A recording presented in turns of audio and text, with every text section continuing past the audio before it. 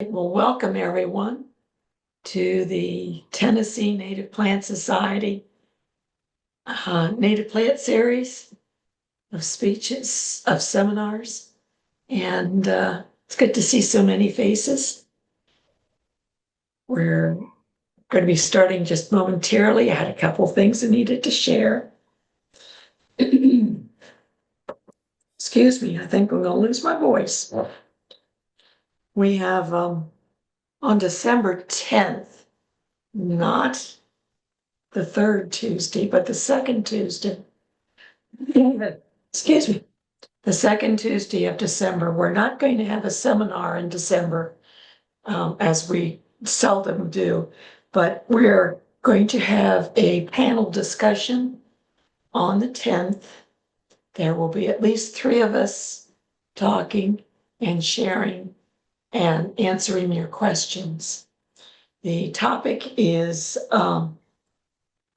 plant ordinances in Tennessee, native plant ordinances. We're trying to, and are succeeding very nicely at establishing ordinances, at least in some of the local jurisdictions, that are require the planting of native plants with new construction and prohibit the planting of invasive species. So it's something that we can do across the state on a small scale in your town, your county. And when we get enough momentum with this, hopefully we'll be able to go to the state and say, let's get on the ball statewide. Let's have a statewide law, ordinance, or whatever it takes to protect the native plants and plant them instead of all these foreign plants. So if it's got you curious of how you might be able to help out, then please join us at a panel discussion on December 10th. And we will record it so that it should be available afterwards. And all right, without further ado, I think I would like to go ahead and welcome our speaker tonight, Adam Bigelow. He calls himself a plant nerd, so he's going to fit in real well with the rest of us. Yeah, excuse me. He leads hikes throughout Appalachia and looking at wildflowers, and that's what we're going to do tonight. He's going to lead us on a walk through the wildflowers, through the seasons, and throughout the whole region there. Mostly what we've heard about that area recently has been all kinds of negative, but maybe he'll tell us a little bit about what's going to survive or what may survive. But without further ado, I'm going to say welcome, Adam. We're so glad to have you, and you'll need to put your slideshow on now. Thank you. I sure will. And I want to say thank you to come and talk about today. I love getting to share my love, joy, and passion of native plants and wildflowers with other people, and especially when those people are plant people themselves. Been plants and living in, I've lived in the mountains of just southern Appalachia for about 30 years, studying plants and working with them for about 20 years. And one of my favorite things when I'm giving a talk and in person, and so maybe this presentation is being displayed on a big screen behind me, is seeing little flowers like this spring beauty right here blown up on magnificent size because they have no idea how tiny it is.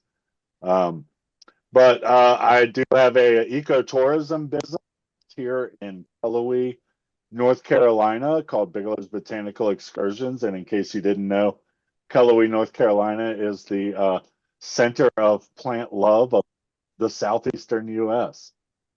And I'll say that boldly. because it's the home of the Cullowhee Native Plant Conference. Really been involved with for a long time and really love to do. So, hey, let's see. There we go. Okay, I'll do that way. So yeah, I have the joy of being in this bioregion, most diverse in the temperate world, and I get to want to actually come walk in the woods with me and take me for a walk. I'm getting a little Doppler feed out here in that too. Mhm. Everybody muted? I think most of us are. Karen, are you? I'm looking through now, and I think everybody's muted except you and I. Right. Maybe if you mute, I don't know if that. We'll try. Sure. But I get to walk people out to a location like this. And often folks think that they're coming on one of my walks and they come geared out for a long hike. And I get to um, expectations on that because it's a walk, of course, and we're not going to go and we're not going to move fast. This high elevation bald leading out to an area called Old Bald is actually about a 20-minute walk from the. It's one of the fun to do.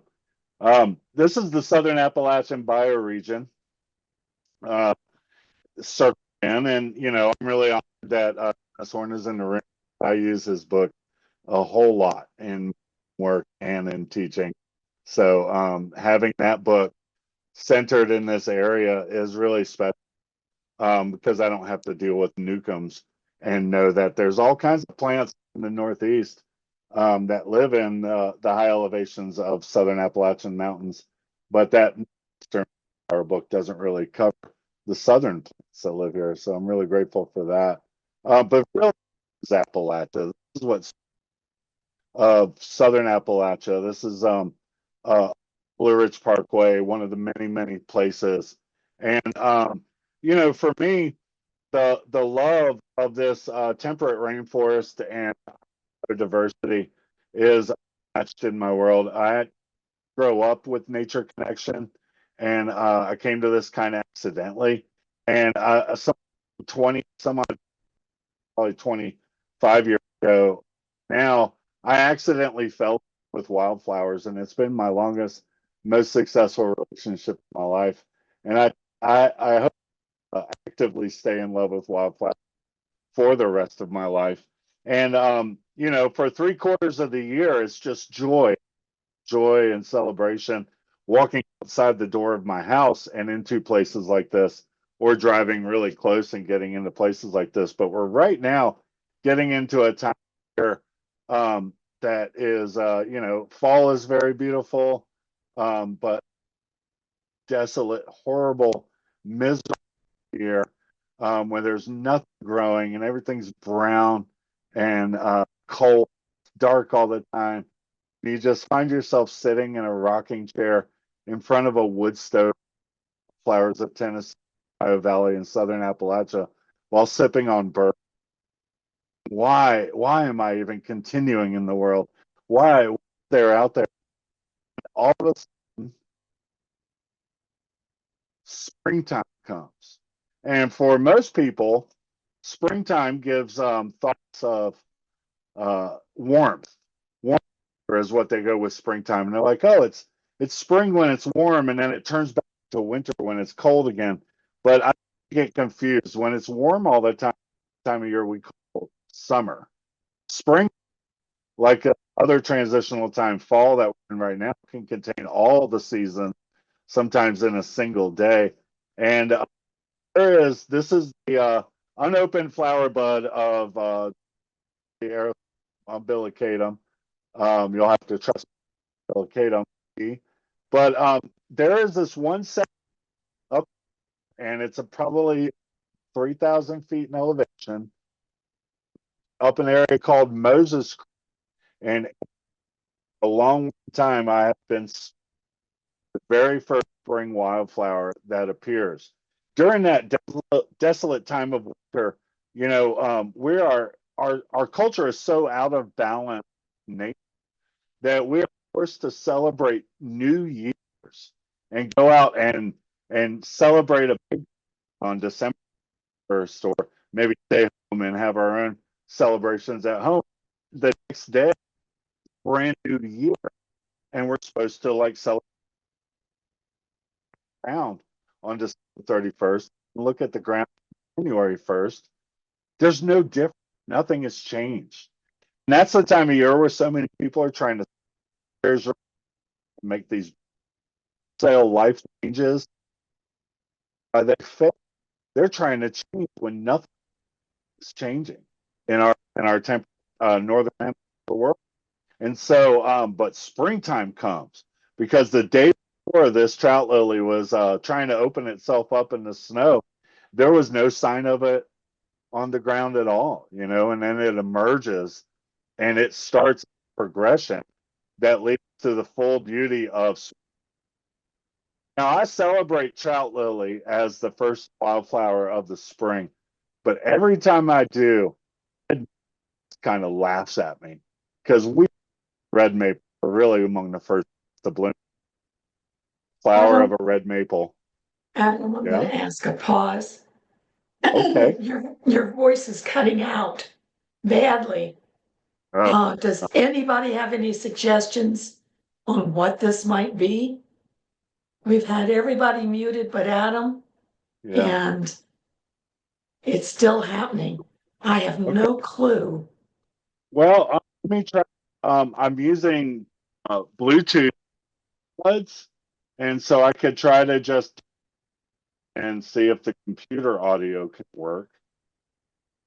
Let me try that. Okay, thank you. So if I speak now, can you hear me? Yes, No? you're distant. I can't get closer to the screen. Um, but if you can hear me or not, uh, I don't know what else to do. I could try to reconnect the headphones. You're sounding fine, except The it's not, volume. Yeah. it's not real loud. Yeah. So if anybody doesn't hear very well, please turn up the volume for your audio. You should be able to turn up your audio somewhere. Yeah, okay. Otherwise, I think we're good to go. Much better. How about that? Thank you. The best I can. But I was saying that every time I describe the trout lily flowers as the first wildflower of the year, the red maple trees get mad at me because they know they're really first. And this is the flower of a red maple that had fallen off of a tree from the wind and landed on a bed of moss. So, but the trout lily starts a progression of blooming that just gets my heart racing, and it gets me out of my rocking chair and put the bourbon down and go walking in the woods, because it's just one after another of a celebration of joy in the springtime. Of course, the trout lilies blooming there with the hepatica, such an unfortunate, ugly sounding name for such a beautiful flower. Liverwort or liver leaf doesn't really help it much, but it's so beautiful. They are Cutiloba or rotundifolia, I guess, and the Americana, and they are the hepatica, such a beautiful flower, really distinctive leaf shape, and it just starts with there, and next thing you know, the entire floor of the forest is covered in flowers. But it's really, truly, I want to see that very first one bloom of the year. I consider myself a flower stalker, and will go and check this one location. And my friends in the region are always kind of surprised that I can find the first blooming trout lily at a higher elevation than they see it in Asheville or even sometimes in the Piedmont. But the trout lily, the hepatica, and then things really get going. I love this really blown up picture of the spring beauty, um, because it really shows at first glance the spring beauty flower looks like a pink petaled flower, but when you get up close and look at it, you see that it's white petals with pinkish stripes, and sometimes they even glisten in certain light and can look like icing or frosting. And that pink or red and white can really make it seem like it might want to taste like peppermint candy. It does not taste like peppermint candy. I did that work for you. You know, don't eat those. But one of the common names of the spring beauty is fairy spuds because they do have an edible root part. But I like to leave them in the wild and not dig them out. And I think I would have to have like a whole population to get the size of a meal for a potato. And then the spring beauty bee would really be missing out if she wasn't able to collect that pink pollen. Some of the flowers that I love to go see and teach about, you know, I have to travel and go see things. You know, I just got back from a trip to Eastern North Carolina and stopped into the green swamp and got to see the Venus flytraps on the ground. But some things are so common, they have common in their name, like the common blue violet here in this picture. And you can go out and see them in your yard of the springtime. And there's flowers and diversity everywhere. Appalachian folk, mountain settlers used to pick violet leaf or flowers and candy them by dipping them into sugar water and letting them dry. Or you can take egg white and sugar and make a little paint and wash and candy violets to decorate cakes. For me, the violets are not just beautiful, but they are delicious. They make up a big part of my spring salads. And the flowers are loaded with color, which is anthocyanins and really good for us. And they have a little bit of flavor. They're not really super sweet unless you get the sweet white violet. But not a lot of people realize you can also eat the violet leaves. They're loaded in nutrition. They're heart-shaped, following the doctrine of signatures, meaning they're good for the heart. And violet leaves contain 5 times more vitamin C per volume than an orange does.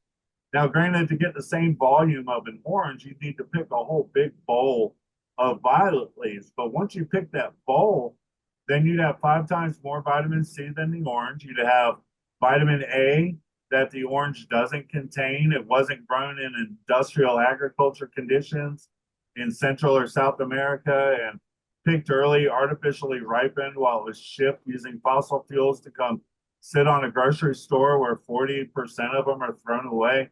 But rather, it was picked for free in your yard, and the only energy costs were what you ate for breakfast the morning of going out and doing it. They also contain a nutritional component that younger folk don't really need to worry about too much, but the older we get, the more we'll need it.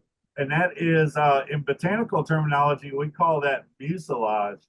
But that sounds nasty and gross because it is. It's the sliminess of things like okra or sassafras leaves. You know, in nutritional science, so to make it more marketable, they call it soluble fiber. Ironically, the #1 product sold on TV for soluble fiber is Metamucil. So, you know, really they're saying metamucilage and it's sliminess, but you can get that sliminess, that good heart health of soluble fiber from the leaves of the violets. And they're really a mild taste, so you can actually use them to thicken soups and stews like you would sassafras leaves. So I encourage you to eat your Wheaties in the springtime and go out and pick your violets. I do want to caution you though, if you pick a big bowl of violets for your salad, don't go on a long car ride or take a long hike right afterwards, because you will be making big fluffy foods. That many in the horticultural industry, not native plant horticulture, but just the bigger, broader world, they're often lying to us about things. You can go to a big box store nursery, you know, one of those big box stores I'm not supposed to name, like Home Depot or Lowe's or Walmart or the Devil or one of those places, and buy plants that they call geraniums, and they're not geraniums. Those hardy geraniums or the house plant. This is a geranium. I love the wild geranium flowers.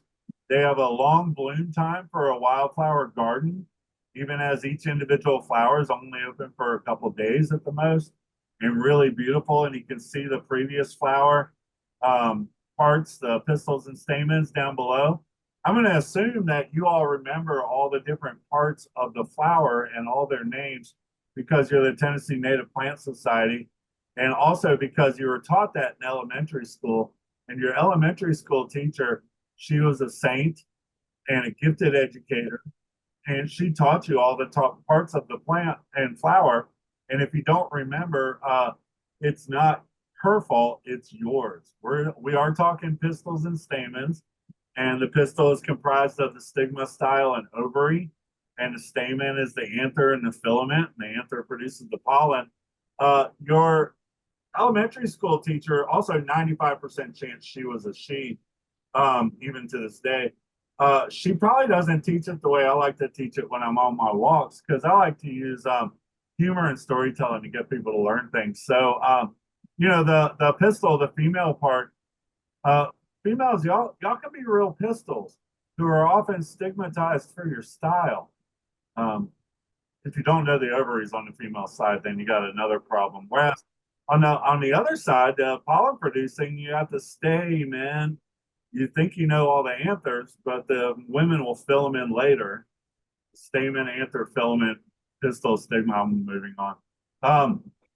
Some of my photographs might be able to be used as identification, like that wild geranium previously.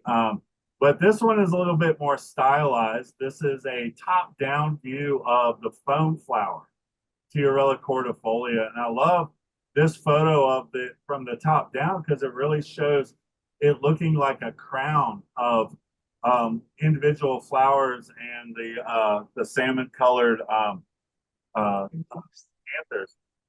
It's such a beautiful plant, and I love its botanical name as well, Tiarella cordifolia. And so were you to look at those words and transliterate them out from the botanical Latin, cordifolia obviously meaning heart-shaped leaf, and tiarella is related with the word tiara, and ella being a diminutive, so that's a little crown. So this plant's name is the little crown with the heart-shaped leaf. And I think that's poetry in the plant. Foam flower comes from their tendency to grow in such abundance by the sides of creeks that it often looks like some of that foam that sometimes forms in a creek has washed up onto the side of the shore. Now, of course, those fancy horticulturalists have combined this plant fairly recently in horticulture with the Cucura to make Cucurella, and I just think that's a weird Frankenstein plant. But I like straight species themselves. This is the storied rare plant. This one is not going to be growing in your yard unless you bought some or somehow found your way, or you live within one of the 5 counties in the world that it grows. This is the famed and storied Oconee bell. And I was just visiting with my friends Jeff and Jody's Honor of Chautauqua Gardens and Cashers, and they have a license to propagate and sell Oconee bells. And I was at their house, and they have a really, really big patch. But it is considered by some, I guess, the rarest wildflower in North America, only because of its small geographic range and as its narrow endemic right there in the Blue Ridge Escarpment, where the Appalachian Mountains drop off to the Piedmont so rapidly. And most of its original range is now underwater at Lake Toxaway, no, Lake Jocassee and Kiowee. So it's even more restricted. But when you go and see this plant growing where it likes to grow, Devil's Fork State Park in upstate South Carolina and other places, it's in such abundance that you wouldn't think it was rare, but that's about the only place in the world you can see it. Although they did discover a new variety that's in a whole different county. It's a whole different conversation. This, of course, is Sanguinaria canadense, the bloodroot, aptly named because were you to dig up the rhizome and break it open, it oozes a reddish orange blood-like sap. And it used to be used freely medicinally. It was a ingredient in toothpaste, and had some other medicinal uses. And mountain kids, Appalachian kids, would dig this plant up and use that sap to draw on their hands or arms or faces, or pretend like they were putting on lipstick and stain themselves. And I don't recommend letting kids do that, because this plant in the poppy family has some really toxic alkaloids, and you can use that fresh sap to burn off warts and skin tags. And if you're into the morbid side of life, there is a website you can look up that shows some people that played with it too much, and they're really horribly disfigured faces. But one of my favorite things about this bloodroot is when it first emerges, it's so beautiful. That unopened flower, it looks like an egg sitting on top of a very narrow stalk. And I imagine that it would be really top heavy. Its leaf emerges at the same time as the flower, and the leaf is a palmate lobed leaf. So it's like like your hand. And every time when it comes up, that leaf is wrapped around the stem of the flower, helping to hold the flower up until it's strong enough to hold up on its own. And you can see that in this picture, just wrapped around in the stem of the flower, poking through the middle. And it's like, who doesn't need a helping hand every once in a while? But I really want to dig deeper into that and encourage you all to give a hand to yourself every once in a while. It's easy to want to help others, but sometimes we need to give that same energy and helpful spirit to ourselves. So give yourself a break and help yourself, like the bloodroot helps itself hold itself up from the snows and winds of springtime. Now, before I start telling a story about this plant, I just want y'all to know that I am in North Carolina, where it's legal for me to talk about this, not necessarily in Tennessee. But this is Jack, of course, or is it Jill in the pulpit? It's really progressive church they preach at. They let the men and the women preach up there in the pulpit. And of course, Jack in the pulpit has separate plants for male or female flowers. And so their flowers aren't perfect like some of the others we've seen, like the bloodroot, but they are in different houses, or they're in different plants. And it used to be for me to figure out which was which, whether I was looking at a male flowered or a female flowered plant, I would have to go peeking up under their robes. And you don't want to really do that up in the pulpit too much. You can get yourself into trouble. But I was taught it, and you'd have to look way down into the bottom of the tube to see if there were pistils or stamens in there. But I was taught a trick a few years ago that holds up really well. And it is the male flowered plants have a single trifoliate leaf with the plant, and the female flowered plants have two trifoliate leaves. And the reason for that is, many of you already know this, but it takes more energy to be a female than it does to be a male. And this is what would get me in trouble in Tennessee, perhaps, is that depending on the needs of the population, if in one season there are too many male flowered plants or there are too many female flowered plants, after they go dormant for the year, some of these plants can actually change their sex and emerge as the opposite sex in the next year. So they actually exhibit gender fluidity, which don't tell the legislature. I love this little flower. This is the ruin enemy, Thalictrum thalictroides, the thalictrum that looks like thalictrum. But I love calling it windflower, one of its other common names. And it's another one of these small, top-heavy flowering plants in the springtime.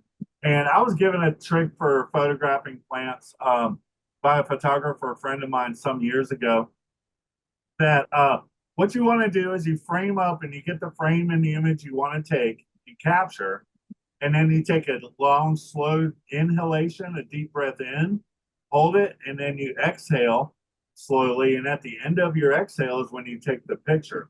I have learned that if I am lying on the forest floor taking a photo of the windflower and I do that, I will never get a clear shot of it. because the slightest breeze sends this flower to shaking. So with this one, I have to hold my breath and hope it comes out pretty well. This one did okay. Speaking of lying on the forest floor, I do have a tendency of laying on the ground in the woods, taking photographs of wildflowers. And this is the Indian cucumber root, Mediola virginica. And it is such a beautiful flower that nods below the leaves. And I actually made some friends that are still my friends. We met for the first time when I was laying on the forest floor, and they were hiking by and came to check on me to make sure I hadn't died of a heart attack or something. But when I got home and saw this image that I was able to capture, I think I might have had a minor heart challenge. I love this. You know, when it comes to flowers, where they're aiming and where they're advertising to is a reflection of what's pollinating. So with nodding flowers, as they're looking downwards, they're trying to attract low flying and ground crawling insects for their pollination. This plant, though, also has another beautiful show at the end of the year when it puts on its beautiful fall color and its berry ripens up into a really vivid bluish black. And it's trying to attract animals like birds and some other critters to eat the berry, fly away with it, and spread its seed that way. And so if it was hiding below the leaves, it would be less successful. So this plant, as the fruit ripens, that stem gets tight and it actually lifts the seed, the ripening seed, above the leaf. So it's a nodding flower, but an erect seed display. And then that bluish black fruit, that berry, has the leaves on the top there turn a vivid red, so it stands out from the background and the birds can see it from a distance. Such a beautiful plant. It's called Indian cucumber root because were you to dig some up, you would find just below the ground it would swell into its rhizome, and it is a white and fleshy and tastes like a freshly picked cucumber. But it's really small. I've never seen one larger than the diameter of my pinky.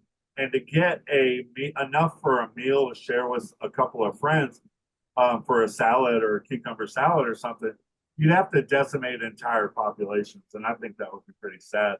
So I don't recommend nibbling on this one. I will admit to eating Solomon seal every once in a while. This is the Solomon seal, the giant Solomon seal. You can tell because it's got more than 2 flowers dangling down below. I'm not sure, and I'll leave it to the plant systematicists and real botanists in the world to if this is a variety or its own species. I think they're still working that out. But a lot of people don't realize that the shoots of Solomon seal can be eaten fresh in the springtime, like asparagus. And you want to catch them when they're in their asparagus stage, which is how I describe it when it's just a shoot and all of the leaves and flower buds are folded into that tender tip. And it's really fresh and delicious. My favorite ones to eat in abundance, though, are at my neighbor's house. They're those green and white variegated Japanese ones. And then I'll leave these wild ones out in the woods a little bit. But they are delicious and tasty. The Cherokee would make no distinction between harvesting Solomon seal and Solomon's plume, what was formerly called false Solomon seal. And they both can be eaten fresh like that, and they're very tasty as a trail nibble, or you can grab a handful and steam them or saute them up. Solomon seal gets its name because of the rhizome that has these roundish marks on it that are said to look like a signet ring, which is how people like King Solomon from the Bible would write a message on paper, seal it with wax, and then dip their ring into it to seal it. And that's how you knew it was from that person. Everybody had their own rings. So that's where it's called Solomon seal. Now, I'm on the bandwagon of not calling plants false. I think they're real and beautiful and deserving of their own beautiful common names. The false Solomon seal, I prefer calling it Solomon's plume because of that plume of flowers at the terminal end. So it's also a descriptive common name, which is helpful. Speaking of fun common names, this is Mitella diphylla, the bishop's cap or the mitrewort. And it gets its name because it said that that beautiful tiny bell-shaped flower looks like the hats bishops wear in the Roman Catholic or the Episcopal Church. And those hats are called mitres. So little mitre or mitella, and then mitrewort. And I was giving a walk a couple of years ago in the springtime to the Western North Carolina Episcopal Diocese of their spousal retreat. So like Jack in the Pulpit, they allow both men and women to be ministers in the Episcopal Church. And they, so their spouses were on this retreat. And there was a woman, when I showed them the bishop's cap, and I told that story, she got really excited because her husband is a bishop. And she pulled up a picture of her husband wearing his mitre. And it looked nothing like this. I have no idea why they call it that. It's just ridiculous. But I think it's such a beautiful, dainty plant. It's one of the true spring ephemerals. So it spends most of its life each year underground and dormant, and just to come and shine in the springtime. And it's a really gorgeous plant. Oh, trilliums. There's so many trilliums. And y'all in Tennessee, y'all know, y'all are the the highest number of species of trillium anywhere in the world, I think.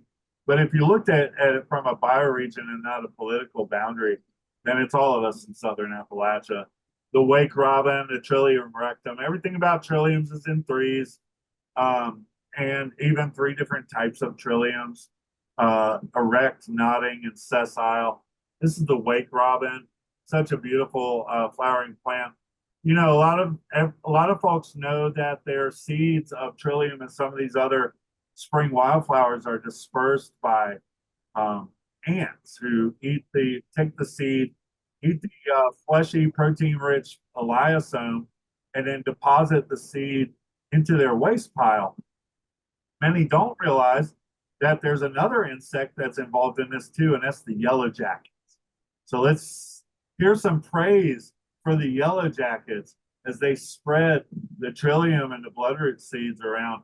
And so if you're ever walking in the woods and you're seeing trilliums here and there and here and there, but you see in one little spot or a couple spots, a whole cluster of trillium rising out from the same spot, then that was most likely a ant or yellow jacket nest. And it's really great. Trilliums in such abundance. This is the painted trillium, Trillium undulatum, and you can see that the margins of the petals and also the margins of the leaves, I know they're not really leaves, are undulated like wavy lays. And this one gets its name painted because it looks like an artist took a brush and painted that magenta stripe from the middle out a little bit. And then sometimes in the rain, you can see in this picture that the white petals get translucent, clear. And they really look like cellophane sometimes. I normally, if I'm walking in an acidic cove area in the spring for wildflowers, I don't walk very slow under rhododendrons because the acidic plants, there's less diversity. Unless it's the time for the painted trillium. They're an acidophile. They love growing under the mountain laurels and flame azaleas and along the Blue Ridge Parkway trails. This trillium is one of the three nodding species that live in the woods around me. This is Catesby's trillium. I like calling it, that's Trillium Catesby. I like calling it its other common name, though, bashful trillium, because it's a nodding trillium, so it's hiding under the leaves. And if you don't know that there's nodding trillium, you might walk by and think there's a big old trillium leaf, but there's no flowers. I wonder why it didn't bloom. But if you know, you can peek up under there. And with this one, I think she's embarrassed because she blushes that pink, and that's why they call it a bashful trillium. Such a beautiful flower. Moving into the end of spring and into summer, we get all these different bee balms. This is Monarda didyma or didymo, however you want to pronounce it. the red scarlet bee balm or red bee balm, or also called Oswego tea, because back in the Revolutionary War times, when the English cut off the supply of tea for everybody, people were freaking out and not able to get their English breakfast tea or their so they went walking into the woods and finding plants to replace their tea. And this is one they found that actually tastes very much like a Earl Grey. So they were able to use this and get tea. And there's a couple others, of course. New Jersey tea is one of the others. But interestingly, they didn't look at the only North American plant that would provide the caffeine that they're used to in their tea, because the Yaupon holly got the unfortunate name of Ilex vomitoria due to a misinterpretation of Cherokee or other many different tribes' use of a black drink ceremony. But the Yaupon holly and the Dahoon holly are the two plants in North America that have caffeine, and they won't make you vomit, I promise. People are starting to call it Appalachian mate, because the Yaupon holly is related with yerba mate, which is Ilex peruviensis, South American plant. But these bee balms are so beautiful. I really find it interesting, and maybe someone can elucidate on this at another point. But in a garden setting, I always see the downy mildew taking over the bee balms. And everything I've been taught about downy mildew and other fungal diseases to deal with them culturally is to increase airflow and sunlight. Then I go walking in the woods in the middle of a deep, dark wood along a creek with very little sunlight and crowded with other plants. And these bee balms are just growing and growing, and they don't seem to show any of that downy mildew. So there may be something else going on. There's, of course, spotted bee balm. And, there's a little bee visiting this bee balm, right? No, that's not a bee. That's a bee mimic. That's one of the flies. Many people don't realize flies are the #2 pollinating insect in the world after bees. So it's really fascinating.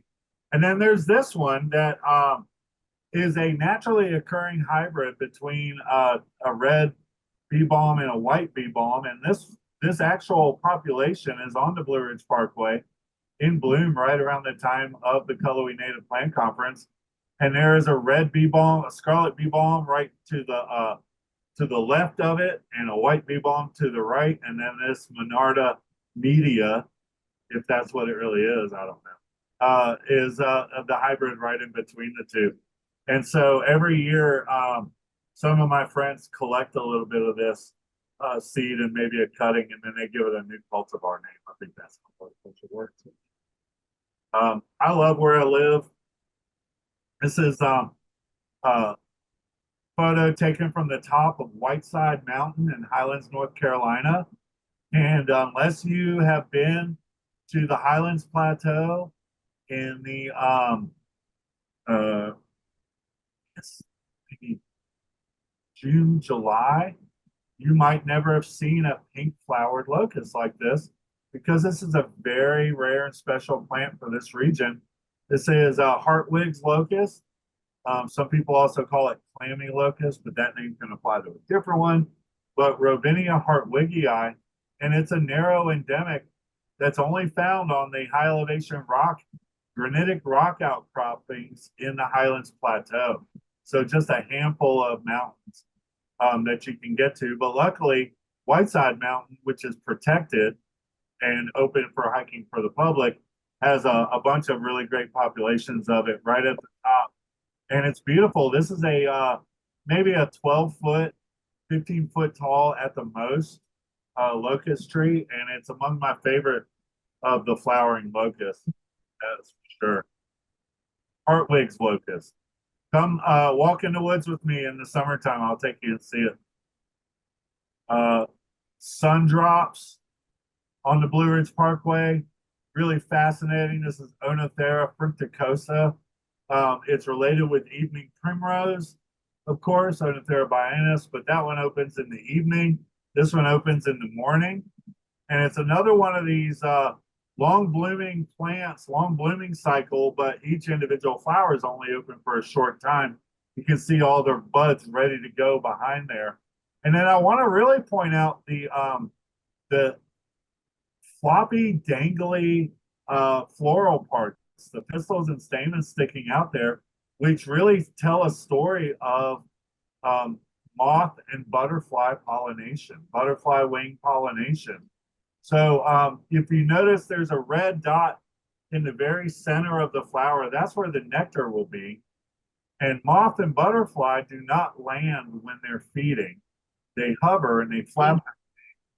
And so they're in there drinking with their proboscis, the nectar, and picking up, depositing pollen almost accidentally by their wings flapping in it. And I had just learned about that a couple of years ago, and it's fascinating. Azaleas are also famous for butterfly wing pollination.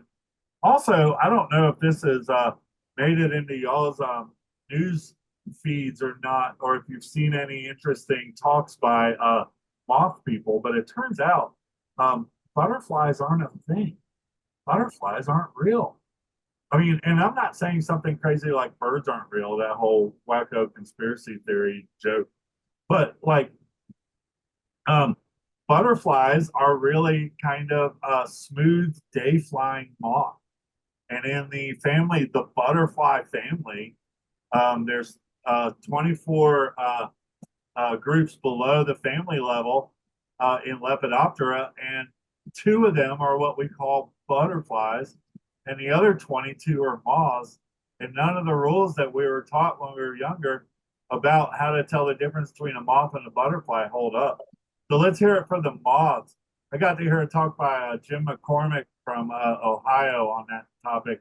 He's got a great book called Gardening. And he showed an image, Google search as part of his talk of Google searching images of the word butterfly. And it's all like, you know, happiness and flowers and joy and beauty. And then he did a similar image search of moth. And what you find is holes in your clothes, caterpillars eating your cereal in your house, or the Silence of the Lambs movie poster with the death head moth on the cover of it. And so we're really starting to try to change the narrative and sing and celebrate the beauty and diversity of moths, because they're really incredible, including helping keep this sun drops going in the summertime. This is one of St. John's worts, Hypericum. And if you know nothing about herbal medicine or the herbal use of plants for medicine, you've heard of St. John's wort having medicinal use. And it is, a couple of the species have real benefit for treating and dealing with anxiety and depression. And I don't want to make light of anxiety and depression. A lot of people suffer from it. I tend to wrap myself up in mine like it's a warm blanket and roll around in it a little bit. But every time I see a flower of a St. John's wort blooming, a Hypericum in bloom, I feel better immediately. And I think that speaks to some biophilia as well. Hypericum is the genus name for all the St. John's worts, and including this rare endemic from the high elevations of the Blue Ridge Mountains. This is the Appalachian St. John's wort, Hypericum bucklei. And it's a beautiful woody one, but it has a long use in European herbalism and folklore. And in fact, during the height of summer, around the summer solstice, or what became known as the Feast of St. John's Day, people would go off into pre-Christian Celtic folk and Druid people in the British Isles and the Germanic tribes would go into the fields and pick flowers of the Hypericum and bring it inside to their altar and decorate above their altars with the flowers. And that is actually reflected in the name of Hypericum, hyper meaning above and icum meaning icon, or your altar. So it was placed above the altar. The couple species that are used medicinally. One of them is European. So I say grow in your garden and then harvest all the Hypericum perfoliatum that you want, and leave the Hypericum punctatum for bees. Speaking of bees, there's actually a bee in this picture. It's in the bottom left with that big old fuzzy bumble looking bud on it. But the rest, of course, are these flower flies, these syrphid flies that are so beautiful. And this is the plant that is Direvilla sessilifolia, another that I only find in southern Appalachia at high elevations above 5,000 feet. But because it's a northeastern plant, it does well off the mountain too. And I have it growing in my yard because I bought some from Carolina Native Nursery. And it is a pollinating, attracting magnet. I even watch hummingbirds feed on it because it has the tubular flowers and really beautiful.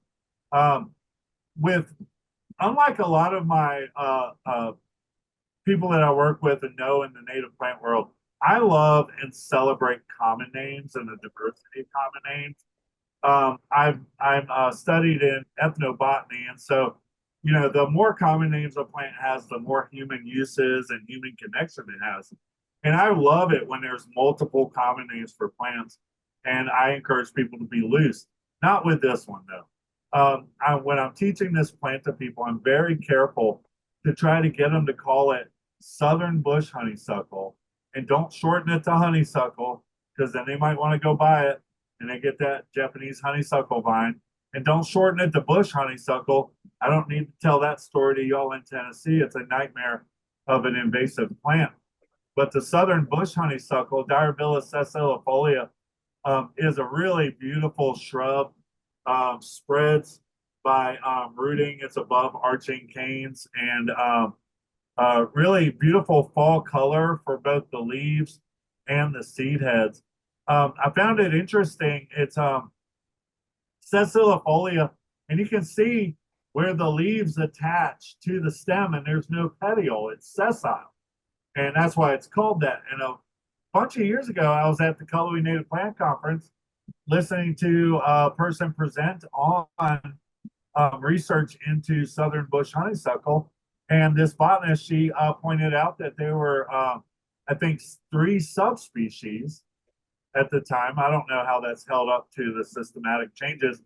And the way you told the difference between the 3 subspecies was by their petiole length.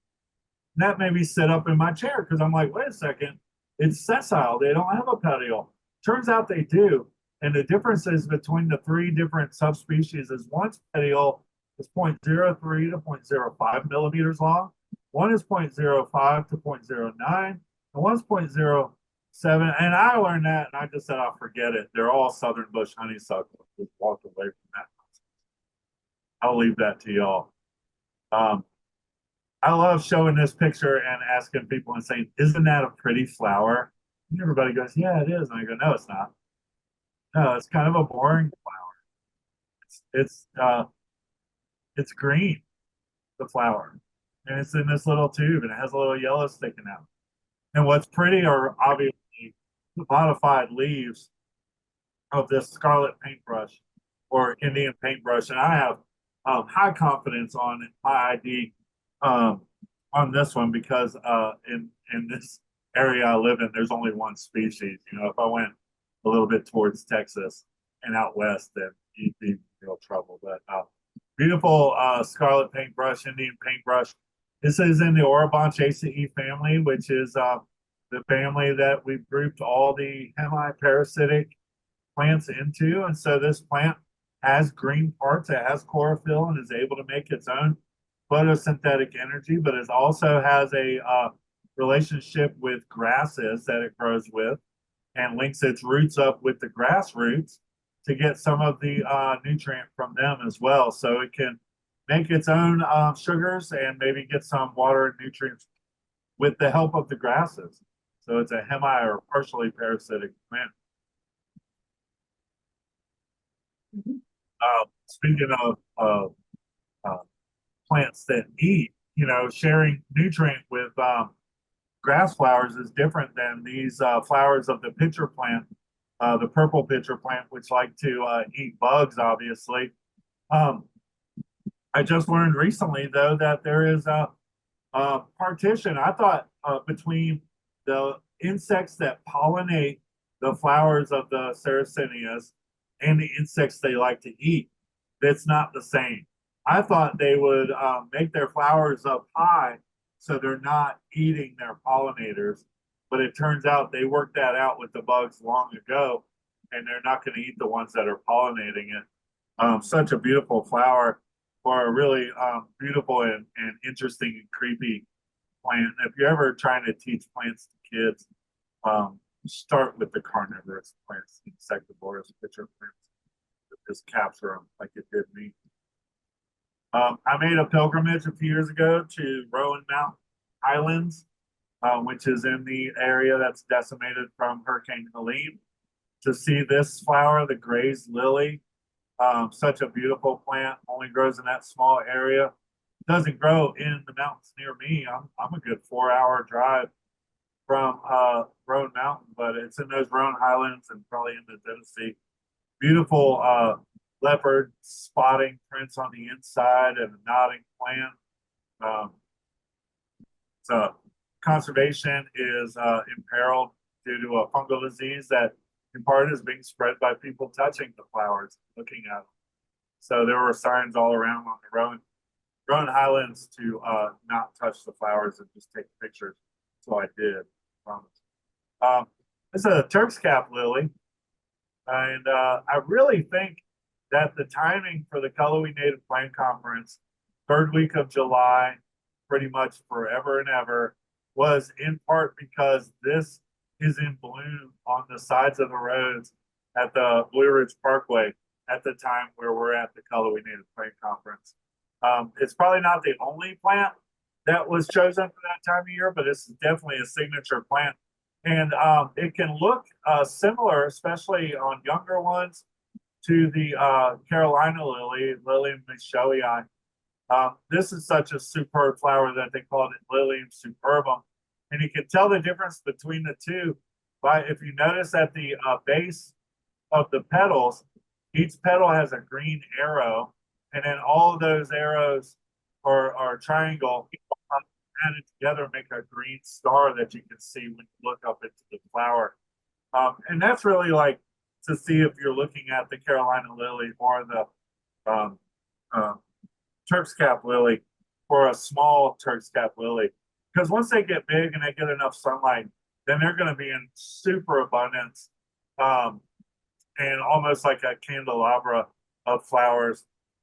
This is Turk's cap lilies, and I love watching. This is another one that has the butterfly and moth wing pollination strategy, in addition to other insects pollinating it too. But I've seen many a butterfly hanging out and literally hanging underneath this thing as it's going in there.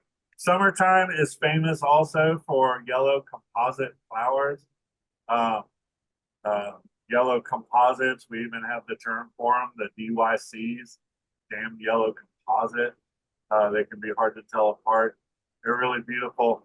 On the lower left here is the green-headed coneflower, Rudbeckia laciniata, and it's growing right next to one of my favorite fascinating plants and one that I really love to photograph in different stages.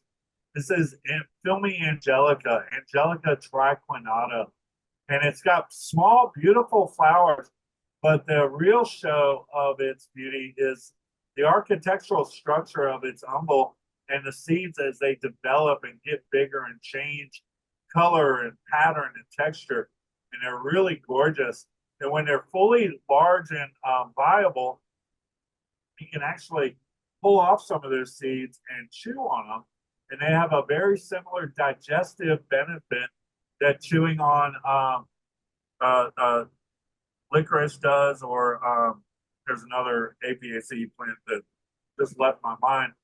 But I remember being taught a really fascinating thing about this flower, the Filmy Angelica, and that is it has nectar that is intoxicating to bees. So there are, when it's in flower, it is covered up and loaded with big old bumblebees. and you can watch them, and they get a little stumbly drunk, and they'll stumble around. You can mess with them. You can go give them high fives or pet their backs. They don't mind that you're bothering them. They're just sitting there drinking, and they will actually pass out on the flowers sometimes, and sometimes they'll even fall off the flower in a drunken stupor and pass out at the base of the plant. Now, I'm not here to judge. We've all got that uncle, but they will wake up from their drunken stupor and fly right back to the bar and go right back to collecting nectar. And sometimes I don't know how they ever find their way home. There's that green-headed coneflower with beautiful butterfly, the pipevine swallowtail butterfly on it. Green-headed coneflower, Rudbeckia laciniata. It has another common name, and that is what it's called by Cherokee, Catawba, Creek, and some of the other southeastern indigenous tribes, and that's Sochan, S-O-C-H-A-N, S-O-C-H-E-N. And Sochan is actually one of the favorite spring greens of indigenous tribes of the southeast. And what you do is in the spring, when the leaves first emerge, you can harvest them, and it's a pot herb. It's a cooked herb. So you can saute them up or cook them in a pot with a bunch of other herbs and some good flavorings. And it's really great tasting. It has a very strong flavor. But really where it comes into play is it's a spring tonic herb. So if you remember how I was describing earlier in the talk, my feelings about winter, and after, well, first, y'all remember when we used to have winter? That is sadness. But now, you get that first warm day that comes in the late winter, and it's like, oh, there is hope in the world. Well, eating Sochan, for me, eating a big mess of it, gives me that hopeful feeling from the inside out. It makes my fingertips tingle with springtime energy. And it's a really delicious thing. And it's also really great, too, because if you're a gardener and you grow greens, you know that once they bolt, you stop eating them. Bolting means making flowers. So when the Sochan bolts, it bolts into the green-headed coneflower, and you get to enjoy the beautiful flower and the butterflies, where these day-flying moth gets to nectar from them. And it's a really win-win all around. Orchid season is summertime, and it's just fascinating. So many different orchids. This is the yellow fringed orchid, Phytanthera ciliaris, and for a long time, I was mad that this plant was called yellow fringed orchid because it's obviously orange. And I know a lot of people that are trying to start calling it orange fringed orchid, and I'm pushing back against that because there's another orchid that's orange fringed. But if you look at this photo, the fringes are yellow. The flower is orange, but the fringes are yellow. So it's not yellow comma fringed. It's more like yellow dash fringed. Yellow fringed orchid. Really beautiful plants. Orchids abound in the summertime. They can be big and showy like the yellow fringe. Like this purple, this is the greater purple fringed orchid on the left there. And then it can be really, really tiny. And one of my favorite things about myself is that I'm this big giant of a human that likes little tiny flowers. Like, give me the smallest flowers. And this is the green adder's mouth orchid, Malaxis unifolia.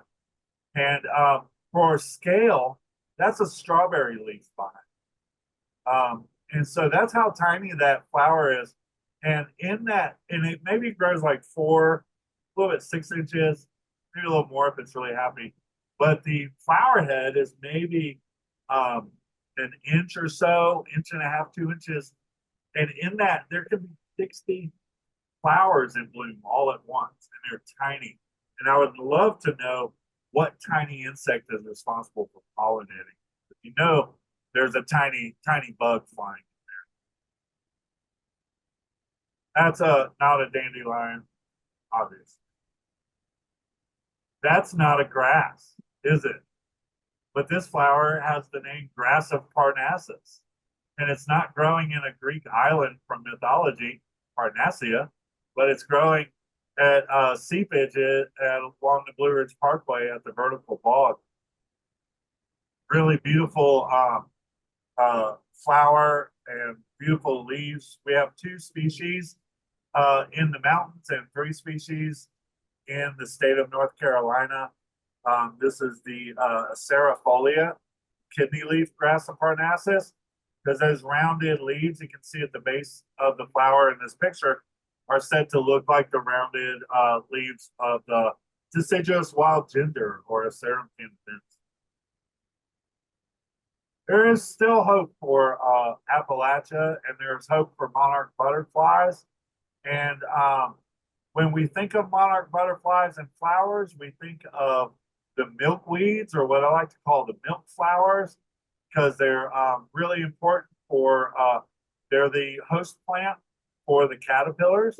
But when it comes to fall migration of monarch butterflies, it is the fall weedy blooming plants that are really so hard to get to survive through what I call a crazy guy with weed who likes to chop them down, because up until they bloom for 3/4 of the growing season, they just look like green weeds to people.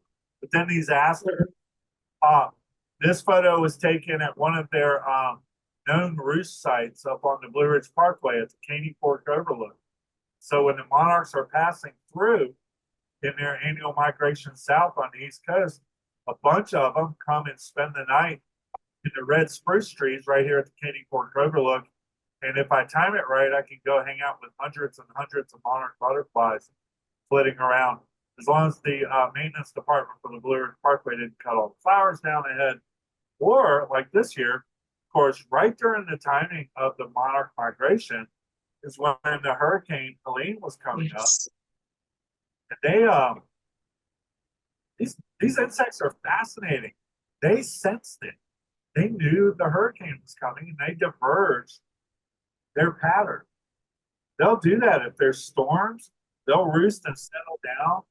It's really fascinating. There is a part of me that really hopes we never figure out the answer to this. I like having mysteries in the world. And I like getting to hang out with hundreds of monarch butterflies in a beautiful spot like that.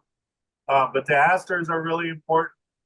Fall blooming. If you work crossword puzzles, then this is the easy gimme. You get a fall flower, and every time it's 5 letters and it's aster. Just don't tell the New York Times crossword puzzle people that they're not in the genus aster anymore, because I don't want to try to spit Symphyiotrichum or Eurybia into a crossword puzzle. But I'm in love with this photograph, and for me, it is this curl up in the top right that I just get drawn to every time. The unfurling of their petals. It's really a fascinating thing. Again, this is not a identifiable or descriptive photo, but more artsy. This is a top-down view of one of the shade-loving goldenrods. Goldenrods, of course, get a bad reputation in the world. Karen, I see you have beautiful goldenrods behind you in your image, and they still get blamed for causing fall seasonal allergies. And of course, we know scientifically that that's not possible, because the pollen of goldenrod is too wet, large, and heavy to fly into the air.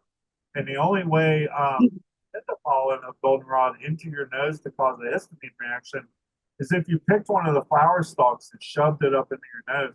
And I really don't recommend doing that, because the bees love it so much. There might be a bee on there, and it'll sting you on the inside of your nose. You'll definitely have a histamine reaction to that. Now, I'm not a big conspiracy theory person. I think there's some real world problems that we could focus on instead of some of the seemingly wacko conspiracy theories out there. But I also have a very healthy distrust for certain large multinational corporate industries, specifically the petroleum industry, the pharmaceutical industry, and the seed and pesticide industry. Oh, wait, I'm sorry. That's all one company, I think. And so we've known for years and years that the goldenrod does not cause fall seasonal allergies. But if you watch television and you see commercials for Claret and some of these other allergy meds, there will be golden flowers in the background very subtly. And if you go to a pharmacy at a grocery store or a real pharmacy and look at the store brand medication, it will have a picture of tall or Canada goldenrod on the actual cover of the allergy medication.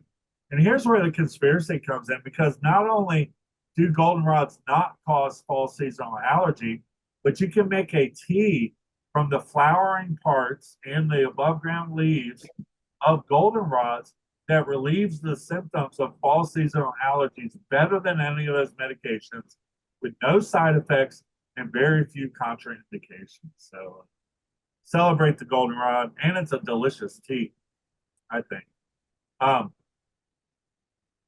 I tend to get melancholy in the fall. I used to get sad when I'd see the goldenrod start to bloom because I thought they were a fall flower. Now I realize they're a late summer flower that blooms in the fall. But when it's time for the gentians, there's no denying that the end of the year is coming and the end of the blooming season is coming. And I consider the gentians like this balsam mountain gentian, Gentiana latidens, that's a narrow endemic. I consider them the last flower of the year. Granted, every time I see that, the witch hazels over there yelling at me. Like, come on. But it is true that for me, the herbaceous flowering season tends to run from trout lily to gentian. And these closed bottle type gentians are really fascinating to watch, because that plant right there, that flower is fully open. That's as in bloom as it's going to get. And what happens for pollination is really fun to watch. A bumblebee, like one of the carpenter bees or one of the bigger bumbles, will land on top of that pointed flower, pry open those petals, climb down into the flower, and disappear into it. The petals close back around it, but not all the way. And then you can see the bumble bumbling its way, getting nectar and doing the pollination. And you can see it like bumping into the side of the flower petals at the base. And then when it's got all the nectar out of there, it backs its fuzzy bumblebee butt out of there and goes on to the next flower. Now, I'm always curious about how watching pollinating insects or hummingbirds, how do they know which flower has nectar and which doesn't? And I've spent way too long sitting and watching flowers. I'm sure some of y'all can have an affinity with that. But what I've noticed with the gentians is that the bees, they land on the top, and if the flower isn't fully closed back, they don't even investigate down into it. And I expect that the amount of time it takes for those petals to reclose themselves is equal to the amount of time it takes for the nectar to be regenerated by the plant. So it gives an indication that don't waste your time coming in here. The restaurant's not open yet. So from trout lily to gentian, walking in the woods, Bigelow's botanical excursions. I love doing this virtually, but of course my favorite is to actually walk with y'all and show you the plants and let you get to touch them and smell them and maybe even eat them. So I really thank you for your time today. And yes, that is me years ago eating a trout lily flower.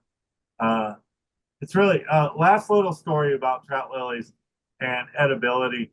The flowers are edible. I don't eat a lot of them, and I definitely don't eat the first one of the year. The leaves are edible too, but you don't want to eat too much. And so my friend and mentor in this work, Dr. David Kozo, ethnobotanist, who is an expert on Cherokee ethnobotany, did a lot of his PhD work was matching up the lineal system and the Cherokee system, and he spent time working through James Mooney's research into the Cherokee prior to their removal.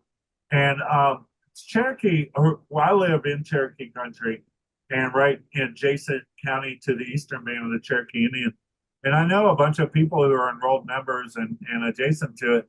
And in general, Cherokee people are hilarious. They joke they joke, they love making fun of each other and poking fun, lighthearted, and they really love making fun of white folk.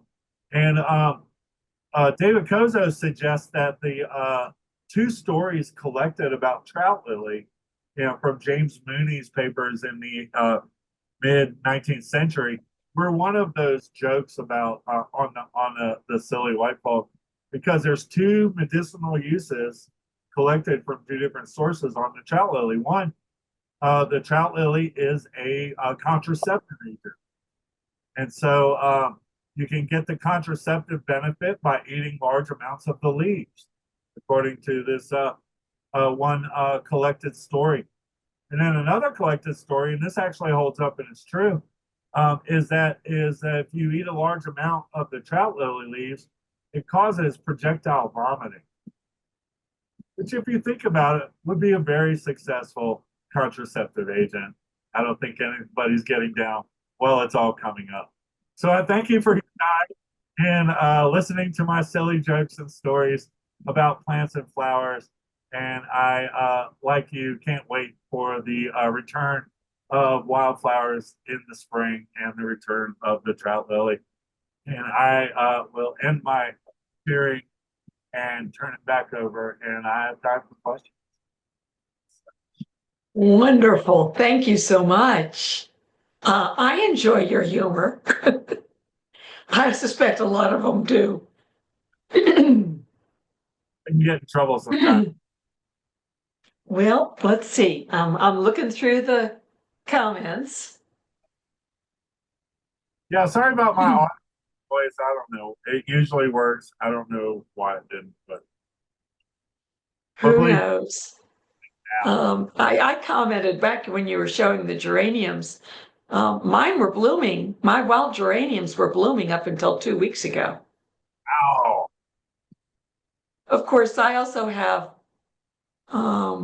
coral honeysuckle that blooms year round. Yeah, I get coral. I've got coral honeysuckle on this house, and it's got flowers on it now, and it's into December. And strangely, it's on the harshest side of the house. It faces the cold winds, the desiccating winds, the hottest heat of the day in the summer, and then it blooms. It just keeps blooming. It's not consistent in January. I might not have very many flowers or any flowers in January, but beyond that, it'll be blooming. I love the coral because, of course, it's a hummingbird feeder. It's also a hummingbird calendar. So mine starts blooming just days before the hummingbird gets to town. And then it's really cool because it's the host plant for one of the hummingbird mimic, the moth, the hawk moth or the sphinx moth. I see somebody raising their physical hand. That's Lori Bruno. You need to unmute. You gotta unmute. Yeah, it's on. You gotta bet you Karen can walk you through it. It's on the actual app that you're looking at, not on your phone. Okay, thank you. There you go. I have a question about North Carolina and how it's looking up there, and as far as like Carver's Gap and in that area. Can you give me any information? Yeah, I don't have from Carver's Gap, but I will say that in the Hurricane Helene areas, south slopes were wiped out. Like over 40% of the trees in Buncombe County are down. And rivers and creeks been scoured to bedrock and below. So there's not, in some areas, there's not even any residual for like recovery and stuff. You're seeing pure bedrock layers. So do you think they'll be hiking this summer there? Well, yeah, because not all of Western North Carolina was impacted. So I live in Jackson County, and we were impacted by the storm, but not at the extent of the counties around Asheville. The Great Smoky Mountains National Park was mostly unscathed. The Great Balsams, the Highlands Plateau, all those areas are open for hiking and stuff now. And I did, for those of you that maybe know the area on the parkway called the Vertical Bog, as soon as the parkway opened up, I drove up there to make sure that that didn't get washed away, and it didn't. It's still intact. So there's a lot of areas, and there's a lot of resilience. But then there's some areas like Rattlesnake Lodge. I saw some photographs on the hike on the Mount Sea Trail to Rattlesnake Lodge, and it looked like a war zone bombing. There's a lot of that. So is the parkway open all the way now? I mean, I think it is, but I would have to. Most of it's open, if not open all the way. Do you know if 40 was repaired? 40 has not prepared. Yeah, I don't know. I mean, They're working on 40. Do y'all mind if I jump in here for a second? Yeah, go ahead. Okay. I saw on our local news today there are places in East Tennessee that are just now kind of, the devastation there is just now being discovered. So let's not forget about Irwin, Mhm. you know, Yeah. and hearts out to everybody. Yeah. I grew up in southeastern North Carolina, you know, never ever heard about that kind of flooding in the mountains ever. no.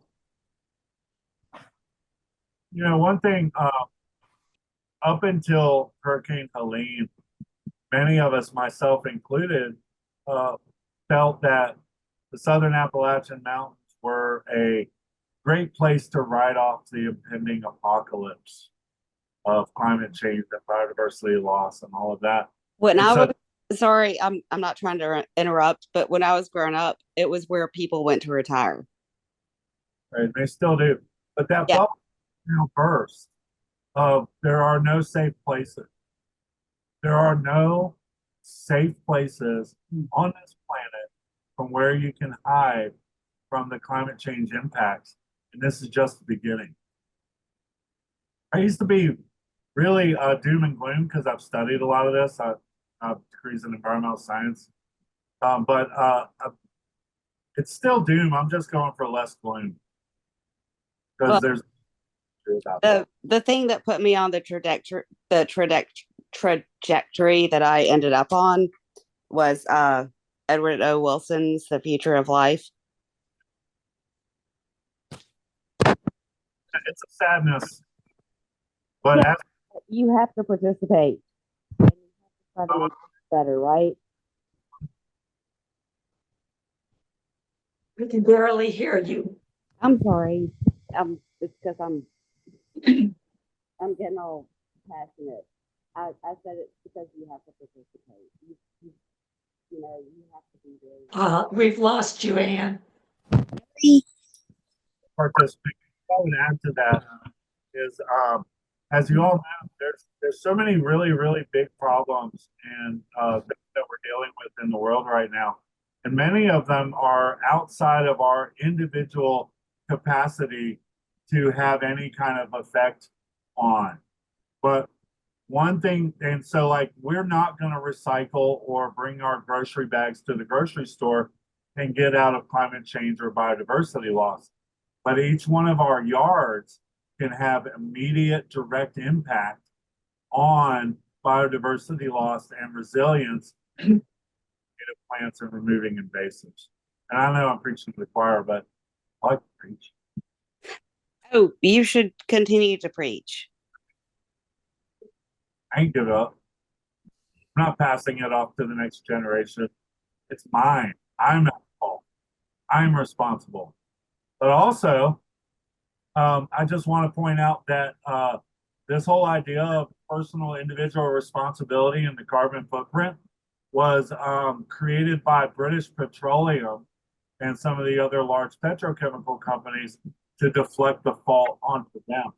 So the number one litterer in the world is Coca-Cola, not the guy dropping the Coca-Cola bottle on the side of the road. And the Hurricane Helene might have been better Hurricane Exxon. And I have to chime in and say I couldn't agree with you more. And we vote with our dollars. We vote with our dollars in so many ways. Do you think the fracking is a part of it too? Say again? Do you think that fracking is a part of it too?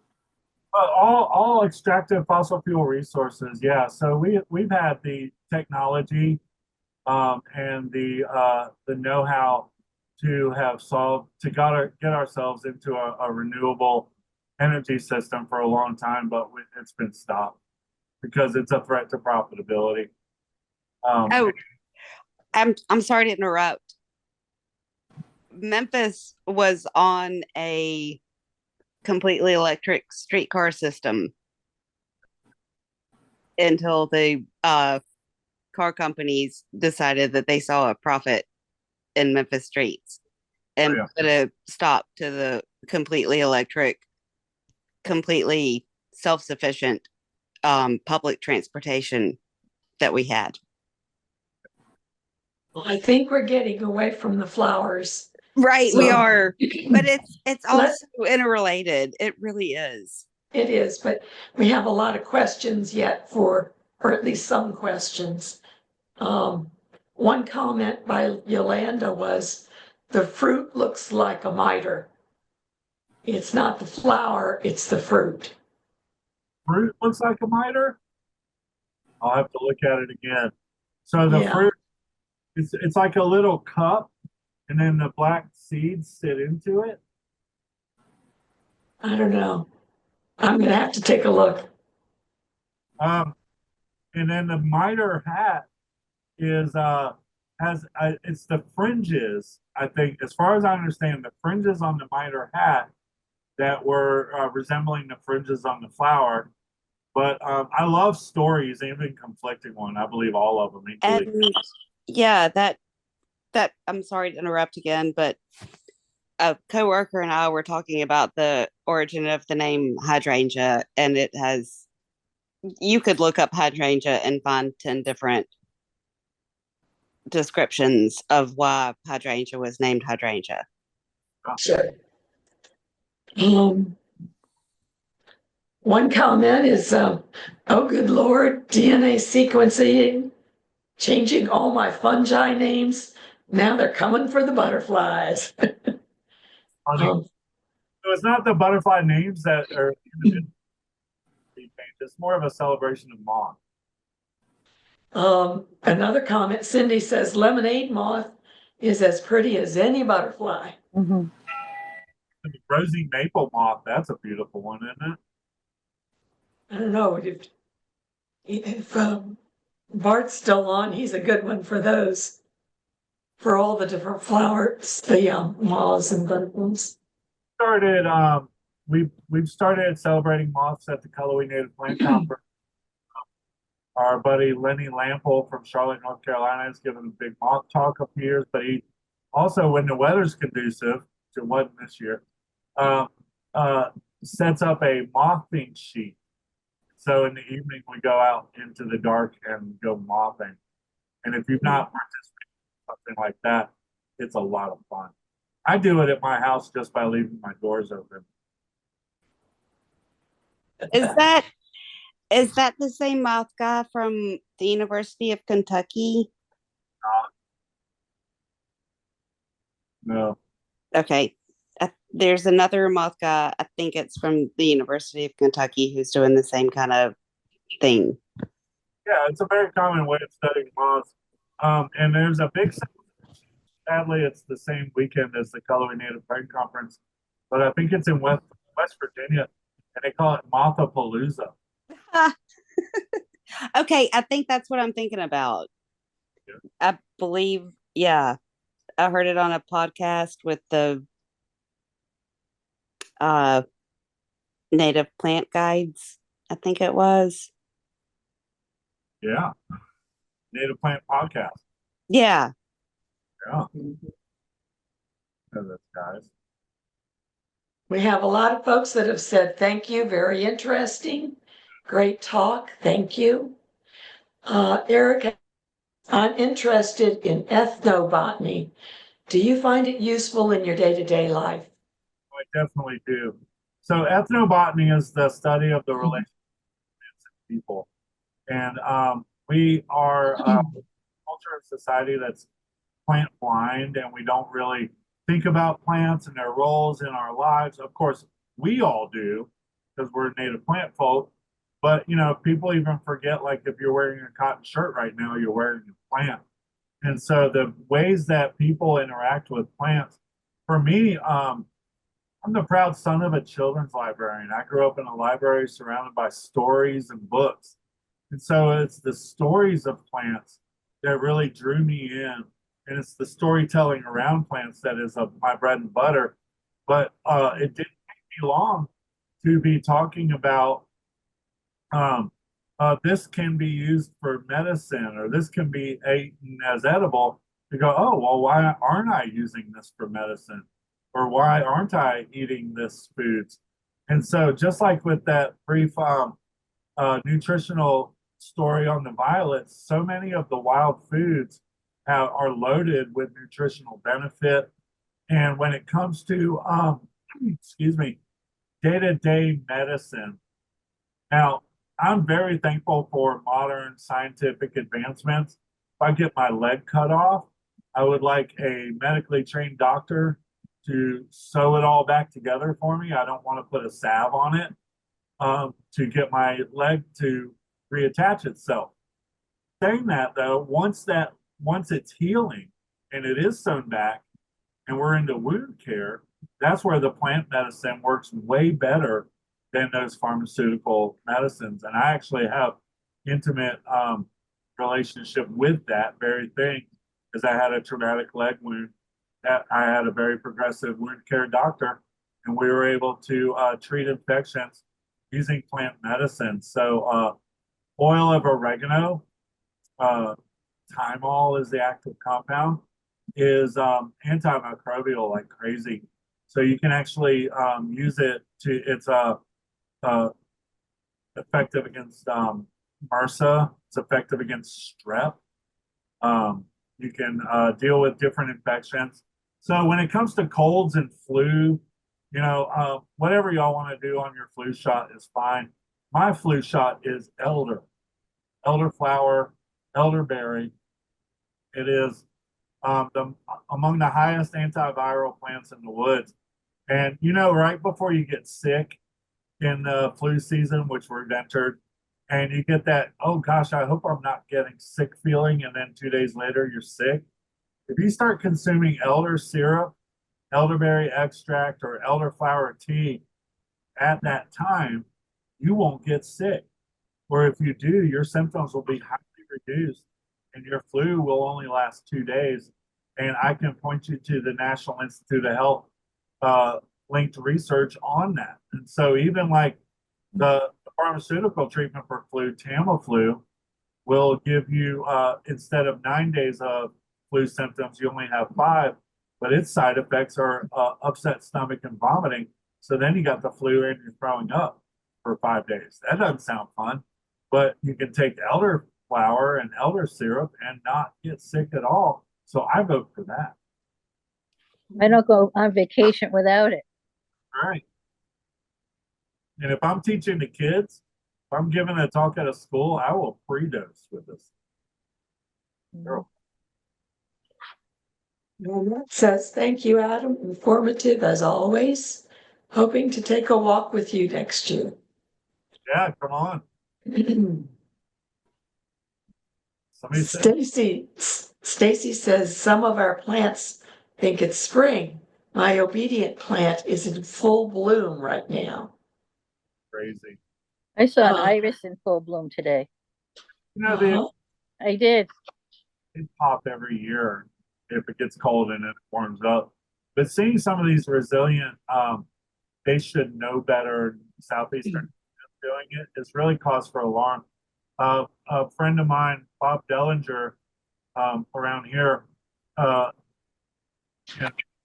Carolina botany circles, shared a picture of one of the deciduous azaleas having bud burst. That's just not okay. Oh, I have that. I have an azalea bush. It's Is it- not a twice bloomer, and it's blooming. Is it one of like the Korean hybrids, like the white showy ones? No, it's like a it's between the pink and the red. Right. Mhm. There's azaleas that are common landscape plants that have a lot of different colors. They're usually the hybrid of the Korean azaleas and they will bloom in the fall, early winter, very commonly. But when Really? Okay. and if they have evergreen leaves and they're called an azalea, then they're from Asia. But the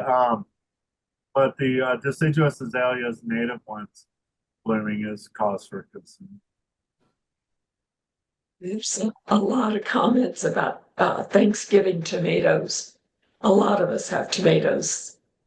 So wild. Um, I see Anne Valentine said that they would love to have me speak to another plant club. And yes, I love speaking to plant clubs, garden groups. I am for hire. Hire me. I will come. Oh. Okay. That, careful, she's all the way over in Memphis. yeah, I'm way out. We can work it out. Okay, we'd love to have you. Yeah, we can talk about that at another time. I actually just went to your website and contacted you via Contact Us to make sure I remembered this. We'll figure it out. Okay, All great. right. Erica asks, how did you get your education in ethnobotany? I am taught a lot of these things, and then I got to I was really lucky. I had gone back to school as an adult to study plants, and I got to take classes from David Kozo, who was affiliated with Western Carolina University for a very brief window, and I just happened to be going to school then.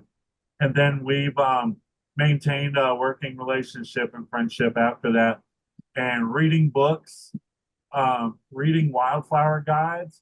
You know, I've always been impressed with the amount of ethnobotanical information in the wildflowers of Tennessee, Ohio Valley, and Southern Appalachia. That's limited stuff, and just finding more and more interest in it. So I continue reading up on the subject. And people are curious. So years ago, I was teaching high school sciences, environmental sciences in South Jersey, and we would go out into the pinelands forest and see all kinds of wonderful ecosystems in there, ecotones, and I would show them sphagnum moss, and I said, I had learned that the dried sphagnum is what the Indians used for diaper material when they papoosed the baby, so it wasn't dripping down their backs. Also for menstrual bleeding. Mhm. And I learned in some of the classes I took, they also apparently lichens were very important Mhm. baby care Yeah. in their papooses, which I think is just that to me that's just lovely that you had a diaper of lichens. lichen. You know, the lichen we call reindeer moss can actually it's a cladonia species. It can actually absorb 200 times its volume in liquid. Oh, Wow. Oh my God. I believe it after watching it. For those who are doubters, pour a little bit of the water from your water bottle on some dry reindeer moss and see how much it absorbs before it looks like it might be even slightly damp. We, Yeah. And watch it swell up.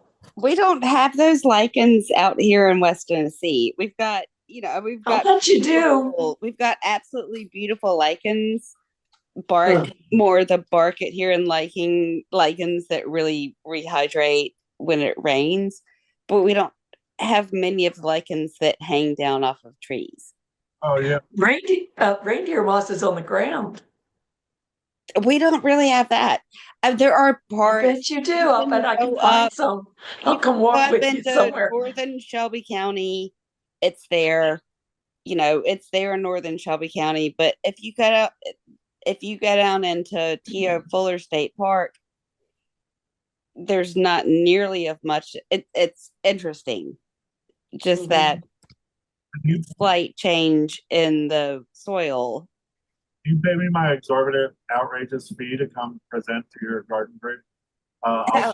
We don't have that kind of money. All right.